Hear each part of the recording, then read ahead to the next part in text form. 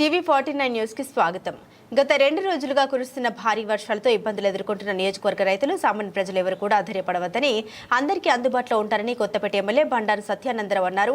Panchayat, irrigation, వ్యవసాయ, వైద్య ఆరోగ్య శాఖ తదితర సంబంధిత అధికారులు అందరినీ అప్రమత్తం చేయడం జరిగిందని అన్నారు. ప్రతి అధికారి అందరికీ అందుబాటులో ఉండాలని, ఏ సమస్య వచ్చినా వెంటనే పరిష్కరించాలని ఆదేశించడం జరిగిందని తెలిపారు. అదేవిధంగా అత్యవసర పరిస్థితుల్లో నేరుగా తనకు గాని, తన వ్యక్తిగత సిబ్బందికి గాని సంప్రదించవచ్చని తెలిపారు. కొత్తపేట నియోజకవర్గ ప్రజలకి, రైతాంగానికి విజ్ఞప్తి. గత 3 రోజులుగా కురుస్తున్న భారీ వర్షాల వల్ల మన జనజీవనం అంతా కూడా అతలకుతలం అవుతా ఉంది.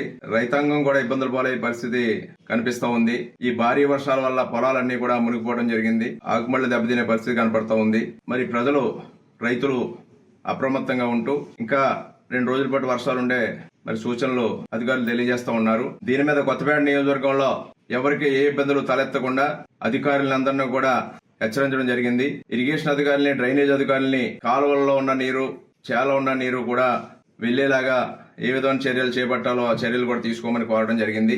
రెవెన్యూ అధికారులను కూడా ఎక్కడికక్కడ వీఆర్ఓ అనేది అప్రమత్తం చేయడం, అదేవిధంగా మెడికల్ అండ్ హెల్త్ డిపార్ట్మెంట్ వారిని కూడా ఎక్కడికక్కడ అప్రమత్తంగా ఉండమని చెప్పడం జరిగింది. శానిటేషన్ విషయంలోనూ, మంచినీరు విషయంలోనూ కూడా అందరూ శ్రద్ధ తీసుకోవాలి. ఈ వర్షాలు ఆగిన తర్వాత పరిస్థితులన్నీ కూడా అంచనా వేసి ఎక్కడ ఏ ఇబ్బందులు ఉన్నాయో వాటిని గమనించి దాని మీద చర్యలు తీసుకోవడం జరుగుతుంది.